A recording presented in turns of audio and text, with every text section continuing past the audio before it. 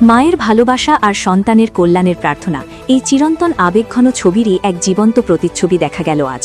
পুত্র কৃষ্ণেন্দু পালের সুস্বাস্থ্য, সুখ সমৃদ্ধি ও দীর্ঘায়ু কামনায় তুলসী বৃক্ষের নিচে প্রদীপ প্রজ্বলন করলেন মা বাণী রানী পাল। সন্ধ্যার নীরব পরিবেশে ভক্তিভরে তুলসীতলায় প্রদীপ জ্বালিয়ে ঈশ্বরের কাছে প্রার্থনায় মগ্ন হন তিনি। মায়ের চোখে মুখে ছিল এক অদ্ভুত শান্তি, আর অন্তরে ছিল সন্তানের প্রতি অফুরন্ত ভালোবাসা ও আশীর্বাদের আকুলতা।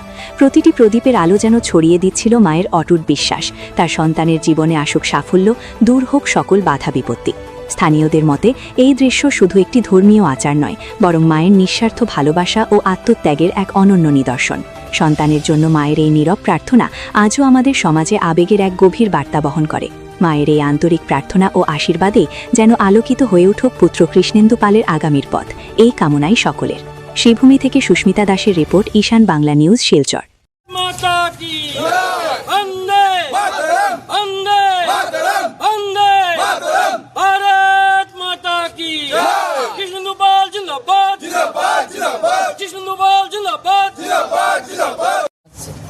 কি বলবেন আপনি আপনার ছেলেকে? ধন্যবাদ। আপনার ছেলেকে আপনি ধন্যবাদ দেবেন। আপনি কাজ দেখেছেন আপনার ছেলে গত 5 বছর কি কাজ করেছেন? 10 বছর। হ্যাঁ, দেখেছি। আপনার কিরকম লেগেছে ছেলের কাজ? ভালো লাগছে, দেশের জন্য করতে পারলে ধন্যবাদ দেব।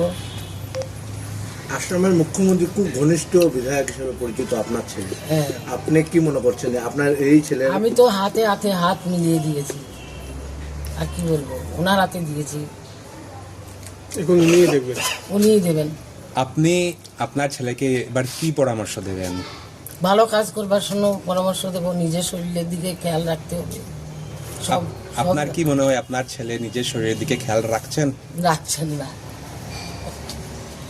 বলছে ঔষধ খেয়েছিস, বলছে না খাইনি, তোমার শরীরটা ঠিক রাখো, উল্টা বলছে।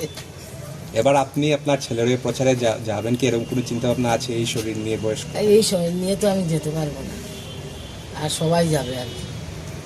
মা কামাখ্যার কাছে কি প্রার্থনা করবেন?